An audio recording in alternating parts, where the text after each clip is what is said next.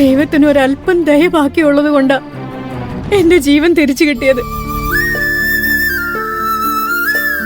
ഇനി ഞാൻ ഒരിക്കലും എന്റെ മോനെ വിഷമിപ്പിക്കില്ല. ഇനി അതൊന്നും ഓർക്കണ്ടമ്മേ. വലിയൊരു കഷ്ടകാലം അങ്ങനെ അങ്ങ് ഒഴിഞ്ഞു പോയിന്ന് കരുതിയാ മതി. എന്റെ അമ്മ ഇനി ഒരു 100 കൊല്ലം കൂടി ജീവിക്കും. നോക്കിക്കോ.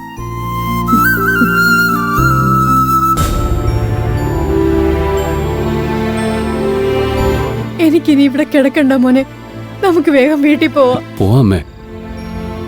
അമ്മയ്ക്കിപ്പോ ഒരു കുഴപ്പമില്ലെന്ന് ഡോക്ടർ പറഞ്ഞു. ഇന്ന് തന്നെ ഡിസ്ചാർജ് ചെയ്യാമെന്നും പറഞ്ഞിട്ടുണ്ട്. ഇന്ന് തന്നെ നമുക്ക് വീട്ടിൽ പോവാമ്മേ. കുറച്ച് സമയം അമ്മ ഒന്നും ആലോചിക്കണ്ട. എടി, നീ ക്യാൻറ്റീനിൽ പോയി അമ്മയ്ക്ക് കുടിക്കാൻ എന്തെങ്കിലും വാങ്ങിട്ടോ.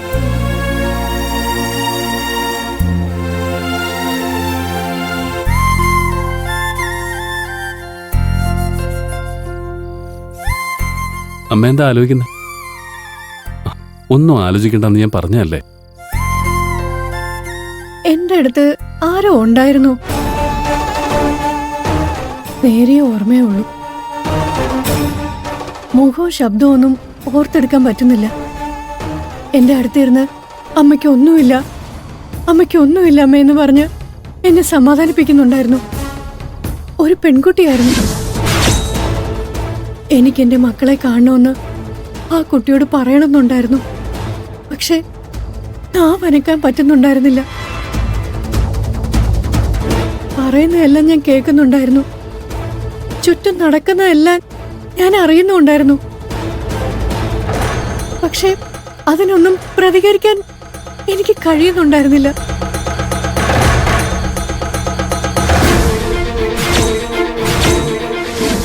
ആരായിരിക്കുമോ പെൺകുട്ടി?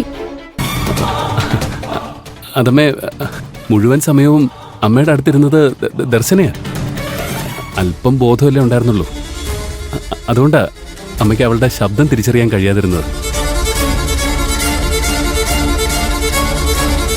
മോനെ, അമ്മ ഒരു ആഗ്രഹം പറഞ്ഞ മോനെ സാധിച്ചു തരുമോ? എന്താ അമ്മേ?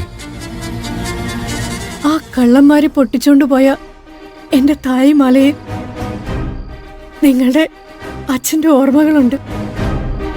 അത് കഴുത്തിലില്ലെങ്കിൽ എന്റെ ജീവിതത്തിന് ഒരർത്ഥമില്ലാത്ത പോലെയാ. ആ കള്ളന്റെ കയ്യിൽ നിന്ന് എങ്ങനെയെങ്കിലും അതൊന്ന് തിരിച്ചു വാങ്ങിക്കൊണ്ടുവാ. അതേ തൂക്കത്തില് വേറെ ഒരെണ്ണം തരാന്ന് ആ കള്ളന്മാരോട് പറയണം. ആ താലിമാല ഇല്ലാതെ അമ്മയ്ക്ക് പറ്റില്ലെന്ന് അവരോട് പറയണം. ആ കള്ളനെ കണ്ടുപിടിച്ച് ഞാൻ ആ മാല വീണ്ടെടുത്തിരിക്കും അമ്മേ. അച്ഛൻ ഇട്ടു തന്ന ആ താലിമാല അമ്മയുടെ കഴുത്തില് എന്നും ഉണ്ടാവും.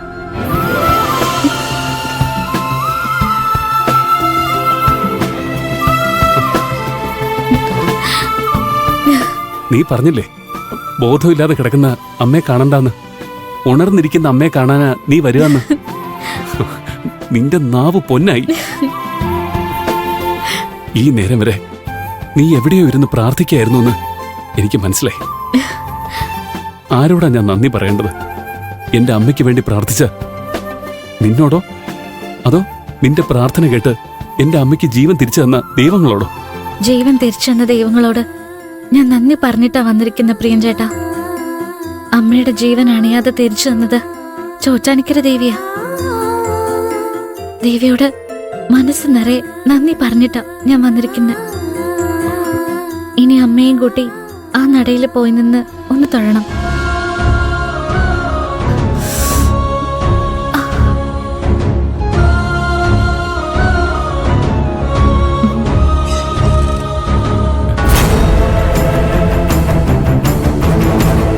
ഇതെന്താ ബ്ലഡ്?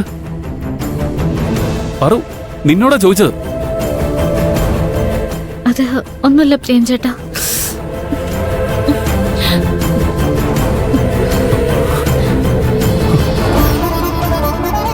പറു, എന്താ ഇത്? പ്രിയൻ ചേട്ടാ, അത് എവിടെയായിരുന്നു നീ? പറു, ചോദിച്ചേ കേട്ടില്ലേ? ഈ നേരം വരെ നീ എവിടെയായിരുന്നു? സ്ഥലത്തിന്റെ പേരെനിക്കറിയില്ല. ഒരു കാട്ടുപ്രദേശ. കാട്ടുപ്രദേശം? നീ ഒന്ന് തെളിച്ചു പറയാ.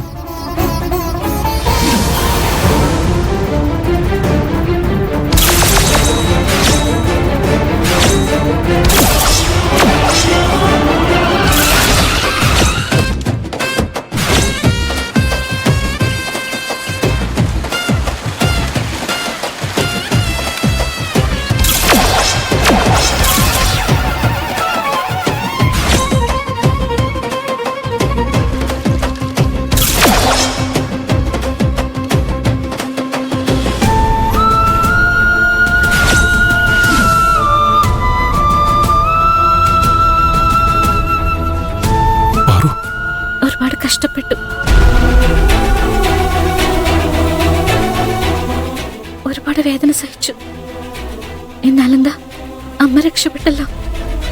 പ്രിയൻചേട്ടന്റെ മുഖം വീണ്ടും തെളിഞ്ഞു കണ്ടല്ലോ. എനിക്കത് മതി.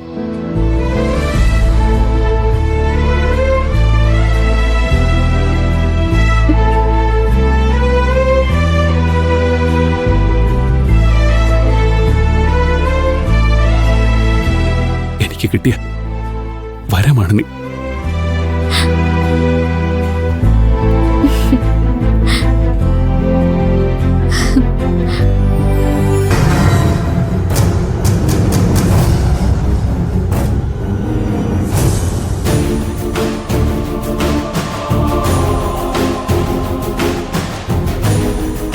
പ്രിയൻ,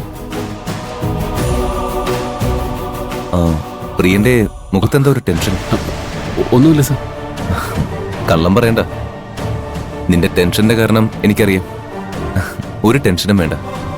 ഹോസ്പിറ്റൽ ബില്ല് ഞാൻ ക്ലിയർ ചെയ്തു. അയ്യോ വേണ്ട സർ, എന്റെ കയ്യിൽ കാശുണ്ട്. സാർ അടച്ച കാശ് ഞാൻ തിരിച്ചു തരാം. ബില്ല് എത്രയാ സർ? പ്രിയന്റെ അമ്മ എന്റെ അമ്മയാണെന്ന് ഞാൻ പറയാറില്ലേ? അത് വെറുതെ പറയുകയാണെന്നാണോ പ്രിയൻ കരുതിയിരിക്കുന്നത്? ഞാൻ സിൻസിയറായിട്ട് തന്നെ പറഞ്ഞ. പ്രിയൻ അമ്മയും കൂട്ടി വീട്ടിലേക്ക് പൊയ്ക്കോളൂ. എനിക്ക് അത്യാവശ്യമായിട്ട് കമ്പനിയിലൊന്ന് പോകണം.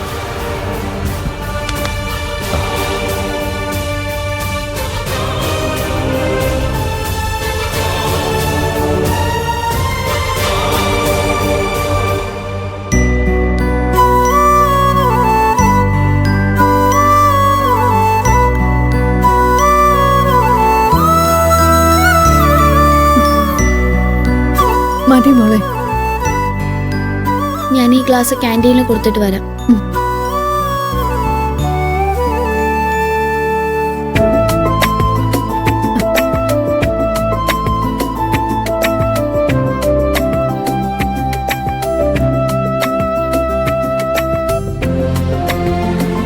എന്തെങ്കിലും ബുദ്ധിമുട്ട് തോന്നുന്നുണ്ടോ? ഇല്ല ഡോക്ടർ, ഇന്ന് തന്നെ വീട്ടിൽ പോകാൻ കഴിയുമല്ലോ അല്ലേ? മോൻ അങ്ങനെയാ പറഞ്ഞത്. നിങ്ങൾക്കിപ്പോ ഒരു കുഴപ്പമില്ല. ഞാൻ കുറച്ച് മെഡിസിൻസ് എഴുതുന്നുണ്ട്. ഞാൻ പറയാതെ അത് സ്റ്റോപ്പ് ചെയ്യരുത്. പ്രിയനൊന്ന് വരൂ.